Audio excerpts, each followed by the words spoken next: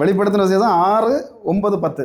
எங்கே சத்தம் போட்டவன் 1 அதில் சொல்லப்பட்டிருக்கு 5ஆம் முத்திரை உடைக்கும் போது. முதல் 4 முத்திரையில் அந்த சம்பவம் நடக்கவே இல்லை. 2வது விஷயம் சொல்லப்பட்டிருக்கு, அவங்க கொல்லப்பட்ட ஆத்மாக்கள். அப்படிதானே? கொல்லப்பட்ட உயிரோடு இருக்க ஆட்கள் இல்லை, கொல்லப்பட்ட ஆத்மாக்கள். அதில் எங்கே இருக்காங்கன்னா பலிபீடத்துக்கு அடியில் இருக்காங்க அப்படின்னு சொல்லப்பட்டிருக்கு. அவங்க கேட்கக்கூடிய கேள்வி என்னது? பூமியின் மேலே குடியிருக்கிறவர்களிடத்தில் அப்போ சாவாத ஜனங்களை அவங்க என்ன செய்யாங்க?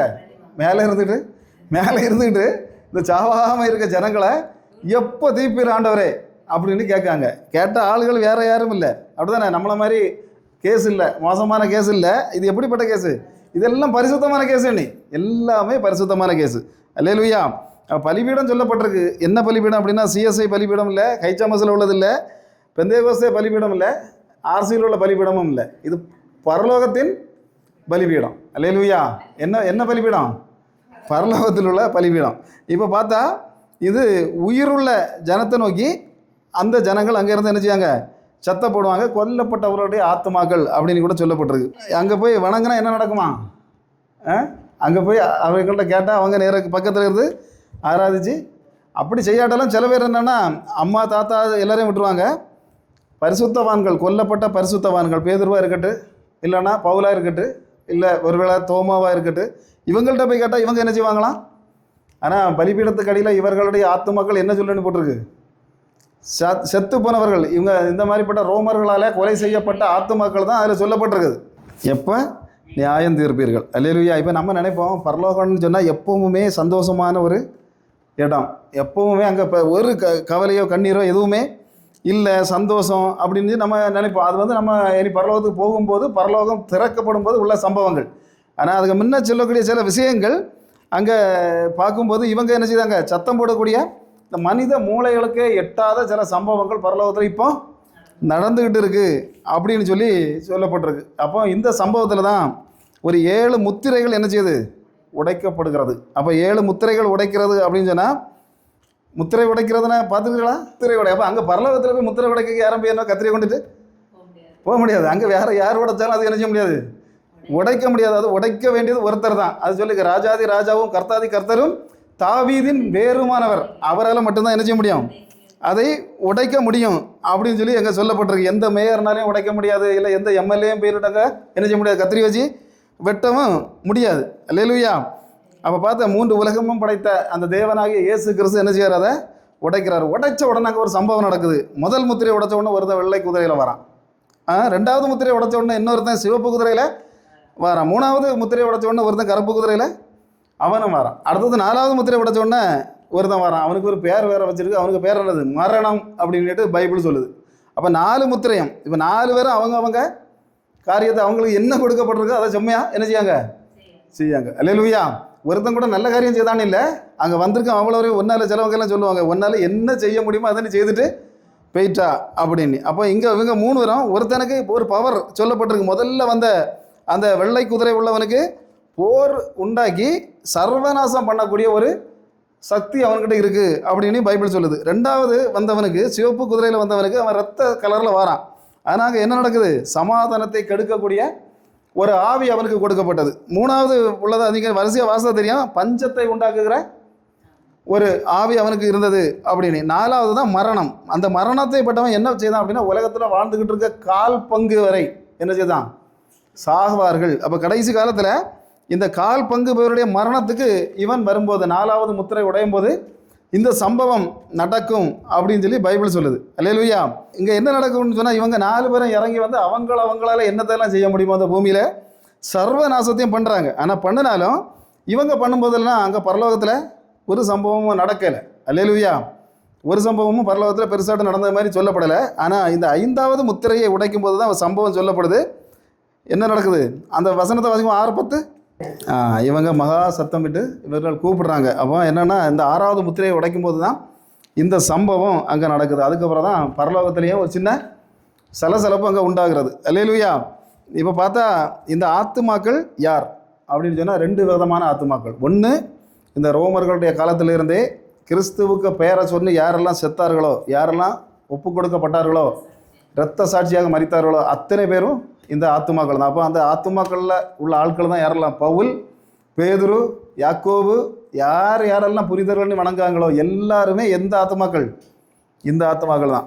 இல்லாமல் பைபிள் வந்து வேற யாரையும் அவங்க போய் வலது பரிசத்தில் இருக்காங்கன்னு சொல்லலை. வலது பரிசத்தில் இருக்கிற ஆள் யார்?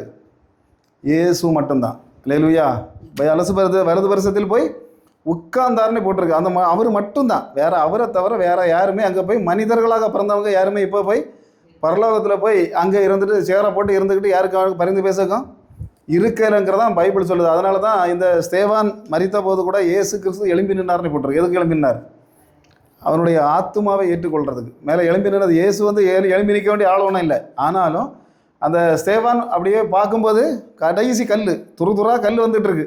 அப்படி தானே? நம்ம என்ன கொஞ்சம் கெட்ட வார்த்தையிலாமாவது பேசியிருப்போம். கடைசியில் கெட்ட வார்த்தையும் அவர் பேசலை. என்னத்தை பார்க்குறேன் அப்படின்னு சொன்னால் அவர் ஒரே வார்த்தை தான் சொன்னார். பரலோகத்தில் இயேசு கிறிஸ்துவானவர் வலது பரிசத்தில் எழும்பி நிற்கிறதை பார்க்குறேன். அல்லேலூயா. அவர் பரலோகத்தில் போய் உட்கார்ந்தார்னு பைபிள் சொல்லுது. ஆனால் இவர் பார்க்குறாரு எழும்பி நிற்கிறார். அப்போ அவருக்காக மரித்த ஆத்துமாக்களை ஏற்றுக்கொள்ள எழும்பி நிற்கிற ஒரு தெய்வம் உண்டு. அல்லேலூயா. ஆனால் அதுக்காக அவங்க வந்து பரலோகத்தில் இயேசுக்கு பக்கத்தில் போய் இருக்காங்கன்னு இந்த பைபிள்லையும் சொல்லப்படவே இல்லை. அந்த ஆத்துமாக்களாக அவங்க இருக்காங்க. அந்த ஆத்துமாக்கள் பலிபீடத்துக்கு அடியிலிருந்து சத்தம் போடுதுன்னுட்டு தெளிவாக சொல்லப்படுது. அவங்க என்ன சத்தம் போடுறாங்க? பூமியில் உள்ளவர்கள் மேல் பழி வாங்காமல் எது வரைக்கும் இருப்பீர்கள். அப்போ உடனே தானே தேவன் அப்படியா நான் உடனே ஓடி போய் இவங்களெல்லாம் வெட்டி தொலைச்சிட்டு வந்துடுறேன்னுட்டு தேவன் இயேசு என்ன செய்யலை? கிளம்பி போனாருன்னுட்டு அப்படி இல்லை. ஆனாலும் உடனே தானே அவங்களுக்கு என்ன கொடுக்கப்படுது? வெள்ளை அங்கிகள் கொடுக்கப்படுது. அங்கிகள் கொடுக்கப்பட்டது மட்டும் இல்லை, அவங்கள்ட்ட ஒரு வார்த்தை சொல்லப்படுது. உங்களை போல என்ன சாக வேண்டிய உங்களுடைய சகோதரர்கள் பூமியில் இருக்கிறாங்க. அப்போ என்ன? அப்போ இனி கொஞ்சம் காலத்தில் வந்துன்னா கந்தி கிறிஸ்து காலத்தில் வந்து பல லட்சம் பேர் சாவாங்க அப்படின்னு தான் பைபிள் சொல்லுது. அவங்க எல்லாம் திரும்ப அவங்க ஒரு பரலோகம் ஒரு கணக்கு எழுதி வச்சிருக்கு. கணக்கு இல்லாமல் பரலோகம் என்ன செய்யாது? ஒரு நாளும் எந்த காரியமுமே செய்யாது. இப்போ நான் அங்கேருந்து நம்மளை அனுப்புகிறார் ஆண்டவர் அப்படின்னு சொன்னால் நமக்கு ரிட்டன் டிக்கெட்னா போட்டு தான் என்ன செய்வார்? இப்போ சிங்கப்பூருக்கு விசிட்டிங் விசாவில் போகணுன்னு சொன்னால் ரிட்டன் டிக்கெட்டு போடணும். இல்லைன்னா என்ன செய்ய முடியாது? 30 நாள்னா 30 நாள் தான் தங்க முடியாது. 31வது நாள் அங்கே இருந்தால் என்ன நடக்கும்? ஆமாம், அப்புறம் அங்கே தான் இருக்கணும். அப்புறம் பிரச்சனை தான். அல்லேலூயா. அப்போ அதே போல் பரலோகத்தில் தேவன் வந்து நம்மளை இந்த பூமிக்கு விடுவார் அப்படின்னு சொன்னால் ஒரு ரிட்டன் டிக்கெட்டும் தந்து தான் விடுவார். அப்போ 70 வயசா 60 வயசா அதெல்லாம் அவருக்கு தான் தெரியும் கரெக்டாக. ஆனால் அந்த ரிட்டன் டிக்கெட் முடிஞ்சவொன்னா நம்ம என்ன செய்யணும்? அவர்கிட்ட போயிடணும். ஆனால் அப்படி தான் போவாங்க அப்படின்னு சொல்லி பைபிள் தெளிவாக சொல்லுது.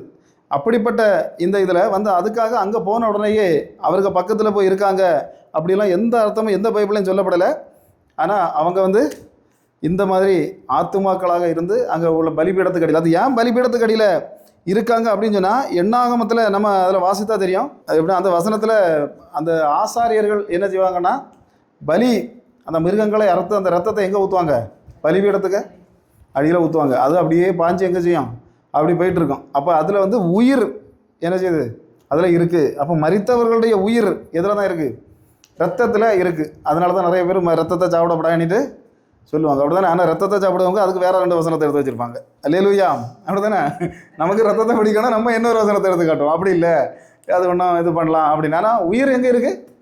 ரத்தத்தில் இருக்குன்னு பைபிள் நிறைய இடங்களில் சொல்லுது. அப்போ அந்த ரத்தத்தை எல்லாம் என்ன செய்யணும்? அப்பவும் ஒரு காலமே ரத்தத்தை சாப்பிட்றதுக்கு அந்த இடத்துல பைபிளில் பழைய ஏற்பாட்டிலையும் அனுமதி கொடுக்கவே இல்லை. ஆசாரியெல்லாம் சாப்பிட முடியாது, அவனுக்கு பக்கத்து வீட்டுக்காரனும் சாப்பிட முடியாது. எல்லாமே அந்த இறைச்சியை சாப்பிட்டுக்கலாம், ஆனால் ரத்தத்தை என்ன செய்ய முடியாது?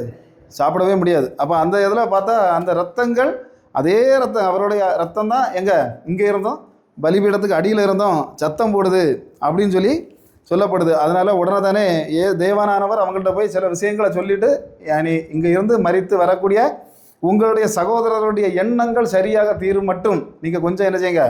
சத்தம் போடாமல் அதில் அமைதியாட்டு இளைப்பாறை கொண்டே இருங்கள். அதனால் என்கிட்ட நீங்கள் வேண்டிக்கிட்டு இருங்கன்னு எந்த இயேசுவும் ஒரு நாளும் சொல்லலை. சொல்லியிருக்கா? உங்கள் சித்தப்பாய்க்கா உங்கள் பெரிய பாய்க்காக எங்களுக்காக நீங்கள் வேண்டிக்கிட்டு இருங்க அப்படின்னு சொல்லி உங்கள் பிள்ளைகளுக்காக வேண்டிக்கிட்டு இருங்க நீங்கள் சொல்லியிருக்கா? ஒரு இடமும் சொல்லலை. நான் மற்றவன் மேலே போயிருந்து சொன்னான், எப்படி எனக்கு 5 சகோதரர்கள் உண்டு, யாரையாவது ஒரு ஆளை அனுப்பி அவங்க ஒன்று ரெடி பண்ணிருக்கன்னு சொல்லிட்டு இருக்கான். ஆனாலும் அங்கே அவனுக்கு உடனே ஆர்டர் கிடச்சுன்னு இல்லை. அதெல்லாம் ஒன்றும் நடக்காது. மரித்த பிறகு யாருக்காகவும் என்ன செய்ய முடியாது? பரிந்து பேசுறதுக்கு வாய்ப்பே கிடையாதுன்னு தான் பைபிள். அது எவ்வளவு பெரிய பரிசுத்தவானாக இருந்தாலும் சரி பரிந்து பேசுறதுக்கு வாய்ப்புங்கிறது கிடையாது. அப்போ அப்படி ஒரு பின்வாசல் இருக்கிறதாட்டு பைபிளில் எங்கேயுமே இல்லை. அல்லேலூயா. அப்படி பின்வாசல் எல்லாம் போட்டோன்னு ஒரு இடமும் வைக்கப்படலை. ஒரே வாசல் தான். தேவன் எளிதாக சொல்கிறாரு, நானே வாசல். அவருடைய அந்த வாசல் வழியாக மட்டும்தான் என்ன செய்ய முடியும்? போக முடியும். இல்லாமல் பூமிக்கு வந்த அவரை பெற்றெடுத்த தாயாக இருந்தாலும் சரி தந்தையாக இருந்தாலும் சரி கூட பிறந்த சகோதரர்கள் 4 பேருக்கு பெயர் போட்டிருக்கு அவர்களாக இருந்தாலும் சரி யார் நினைத்தாலும் பரலோகத்துக்கு எந்த ஆத்மாவையும் கொண்டு போக முடியாதுன்னு தான் பைபிள் சொல்லுது. அல்லேலூயா. கர்த்தர் தாமே இந்த வார்த்தைகளை பரிசுத்தப்படுத்துவாராக. ஆமென்.